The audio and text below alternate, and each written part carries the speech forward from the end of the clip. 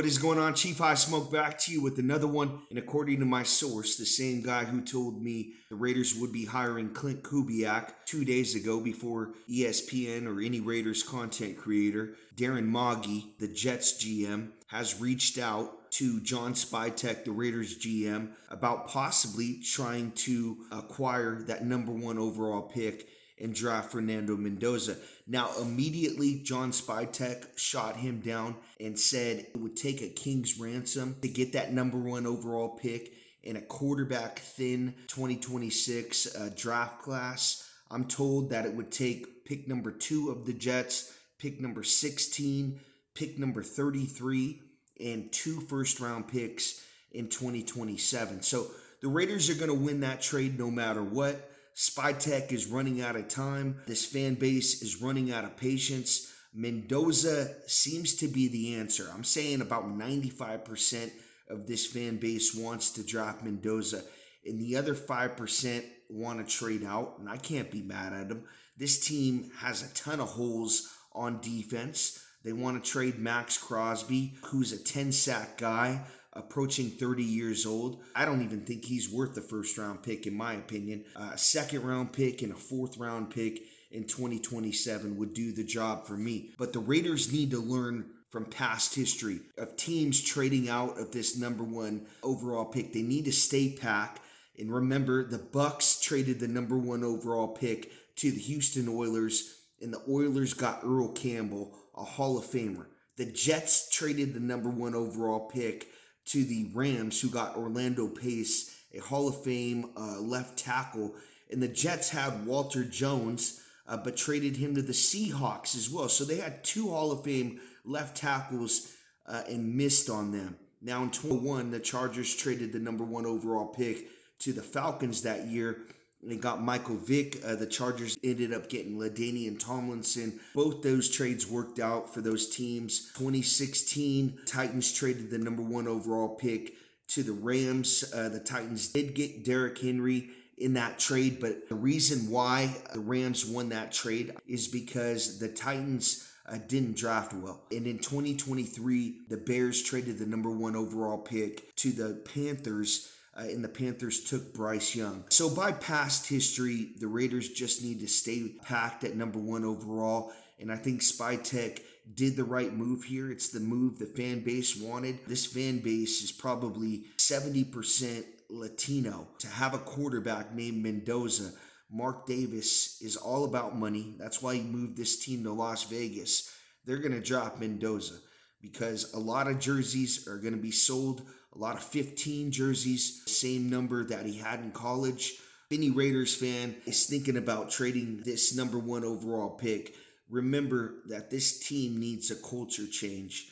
This team has not won years. They need a quarterback that isn't on the purple drink, that's going to take a blank CD home, come back the next day and say there's nothing on it. And I think Fernando Mendoza is that guy. If you just listen to him in interviews, I've said this before, he reminds me of Tebow, looks like Kirk Cousins, but he plays like Andrew Luck. If you go back to the playoff, and that's where he came alive, in my opinion, at one point in the playoff, he had more touchdowns thrown than incompletions. So I think the future is bright for the Las Vegas Raiders. Hell of a lot brighter than it is for the Chiefs moving forward with Mahomes' injury. That's something that I'll get into later on in the season. If you're thinking about trading this pick, remember the horrible drafts of the past. Tyree from Texas Tech, Alex Leatherwood, a tackle that they drafted from Alabama, Henry Ruggs, this guy off the person in an accident, just getting out of jail now. Cleveland Farrell, the high character guy out of Clemson. So the past drafts have been terrible. Take the best available player here. Let's go back to some free agents as well. This team has $90 million in cap space, so they got to be smart. They can't sign guys like Jimmy G, Chandler Jones, who last time I checked was in a psych ward, Trent Brown, who was overweight the whole time he was with the Raiders and then went back to the Patriots and then lost like 40 pounds. Tyrell Williams, a wide receiver from the Chargers that no one remembers that the Raiders gave $50 million to. Sean Smith, a former cornerback with the Chiefs, who was great with the Chiefs, a man-to-man corner, but was terrible with the Raiders, gave up a ton of yards. D'Angelo Hall, $70 million for this corner. I don't even think he played a full season for the Raiders. They released him after 10 games. LaMarcus Joyner, a safety from the Rams, the Raiders paid big money to in free agency. Kerry Collins, the same thing they tried to do, throw a Band-Aid on the quarterback position with Garoppolo and Minshew and Geno Smith. They did with Kerry Collins back in the day. Lamont Jordan, a running back, a big running back, good in short yardage, but he could never bust a big one. Javon Walker, a wide receiver from the Packers. I mean, I can go on. In the bad trades of Randy Moss, and then trading with the Patriots, and then Brady has that 50 touchdown season. So in just looking at the Raiders' history, they need to stay at that number one overall pick. Take the best available player here. Change the culture of this team. Raiders fans have gotten much older than the last time this team actually won.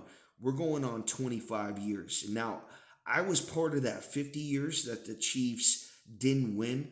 Thankfully, I came in at the at the back end of it. But I feel your pain. I've been there before of a team that didn't hasn't won a playoff game in 50 years, or hasn't won a Super Bowl in 50 years. Definitely been there before. The days of Matt Castle, Brody Croyle, Brady Quinn, Kyle Orton, you know, Damon Horde, just guys we were throwing in there, and I just knew that we didn't have a chance on Sunday. And I think with Fernando Mendoza, the Raiders will finally have a chance. And I'm not going to make any predictions, because last year I went out on a limb and said this team was going to win 10 games. I'm not going to do that this year. They got a rookie quarterback. He's going to be figuring it out. Very rarely do you see a rookie quarterback come in and dominate. Now it does happen. You saw it with the Redskins and Jaden Daniels. He had a fantastic year, took his team to the NFC Championship game. It does happen, but the Raiders do have a lot of holes on offense and defense. They got to figure that out moving forward. And Mendoza's going to be a special player. As much as I hate to say it, and go up against this guy twice a year, but that's just reality. And the Raiders, it's their time now. So, guys, if you can, go check out my buddy Daniel Berry Sports Highlights. Daniel does highlights on the NFL, NBA, MLB, hockey, Olympics, wrestling, any type of highlight, you name it, he's got it. I call him, his channel is basically ESPN. You don't need ESPN anymore. You can cut the cord on that and just subscribe to Daniel Berry Sports Highlights. That's Berry, Berri. Type it in on the search bar. I'd appreciate it. And also check out his play-by-plays. He does play-by-plays on the Dodgers, Rams, Lakers. Good chat over there. If you want to start a channel, go over there and ask him for some advice. He's a really good person to subscribe to, and he will support your channel. Also, go check out my buddy DeCave Cast. He's a Chiefs content creator who makes draft content as well, doing his top 5 at every draft position this year. I believe he just did defensive tackles yesterday, so go check out DeCave Cast with a Kast. At the end, go check out R&J Podcast as well, Raiders content creator who makes draft content, shorts, good AI shorts, pretty funny. R&J Podcast. I'd appreciate it. Thank you guys for watching.